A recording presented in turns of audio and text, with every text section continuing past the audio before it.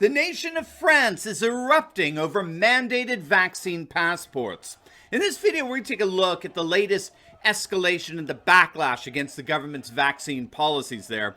We're going to take a look at what Joe Rogan had to say about similar passports here in the United States. And stick with me to the very end of this video where I reveal what's really going on with these vaccine passports and why the massive revolt against them is just beginning. You're not going to want to miss this. Greetings, everyone. Dr. Steve here with you. Great to be back in the office after a wonderful vacation. As always, I am your daily fake news antidote. As each and every day, I provide patriotic analysis to help you to think better so you can feel better in these crazy and turbulent times. So if you haven't already done so, you know what to do. Make sure to smack that bell and subscribe button. Before we begin, let's give a huge shout out to the sponsor of this video, and that's our good friends over at Noble Gold. Gang, with all the volatility in the market, there's simply never been a better time to start a gold or silver IRA in your portfolio, and the amazing staff over at Noble Gold, they're ready to help you in any way that they can. And if that's not incentive enough, look at this. Noble Gold is gifting a 1/10 ounce solid gold American Eagle proof coin with every qualifying IRA or 401k rollover going on through August. So do not wait. Click on that link below. Visit their website at noblegoldinvestments.com or give them a call at 877-646-5347. Make sure to mention my name, Dr. Steve Turley, and let's ride that gold wave together. All right, gang, let's dive right in here. The nation of France is absolutely erupting for a fourth consecutive week over their government's so-called vaccine passport measures.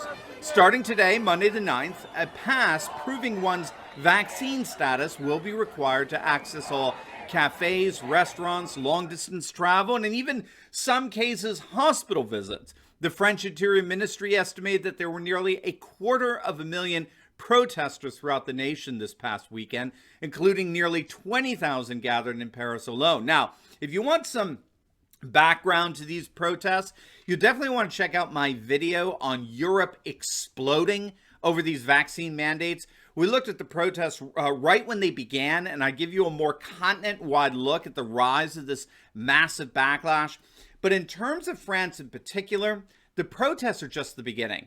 Now we're beginning to see strikes across the nation, and that is what can potentially cripple the government there. Trade unionists across the nation are calling for mobilized strikes in response to what they see as an unprecedented assault against the freedoms of French citizens. And so the next phase in all this may indeed be mass shutdowns of national services in an effort to break the government's vaccination passport mandates.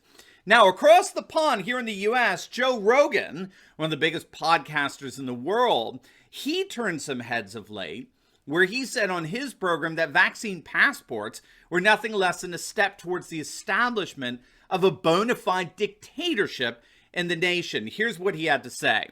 Can't do what you want to do unless you do what I want you to do. I mean, Don Lemon was talking about that openly on CNN. Yeah. Don't have a vaccine? Can't go to the supermarket. Don't have a vaccine? Can't go to work.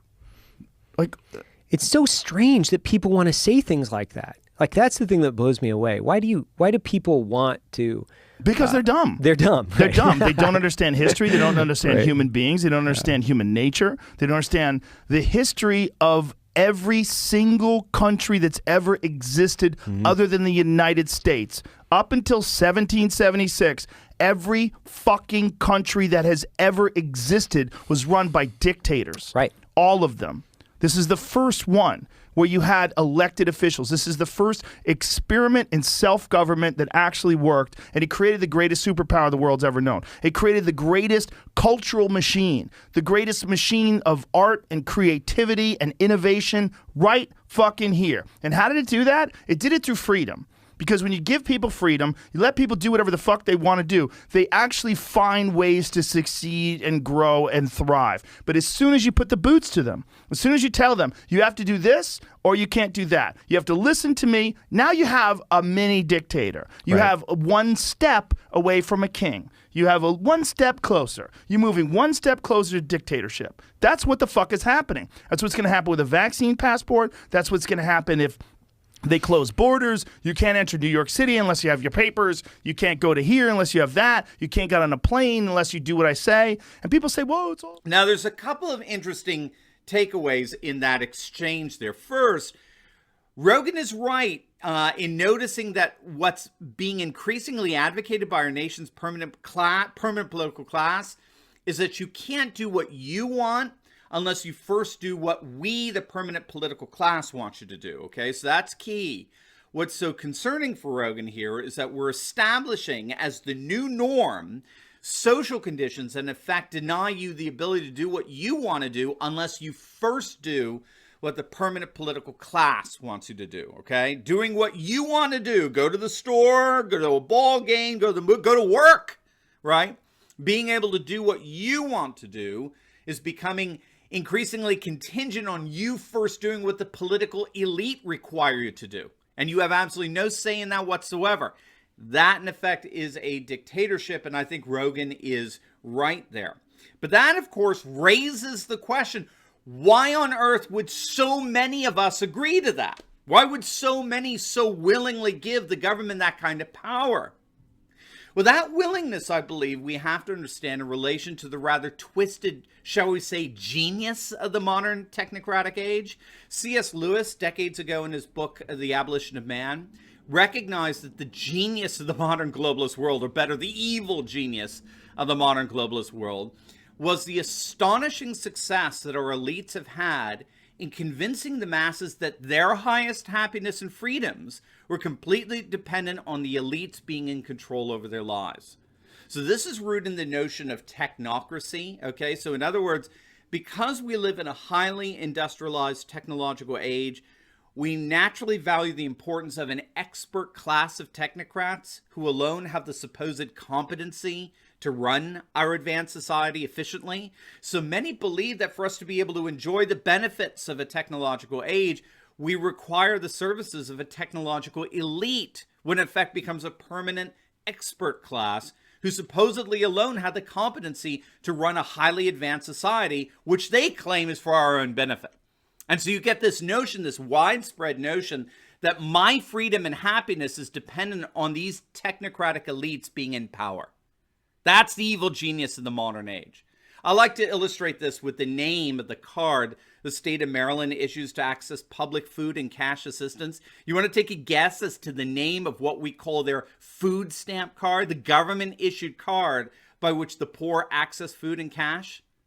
The name of the card is the Independence Card. I mean, let that hit you. You don't get more Orwellian than that.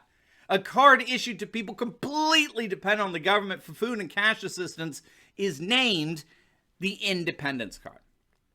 That's the twisted genius of the modern world. The elites have convinced the masses that their freedom is dependent on the elites being in charge of us.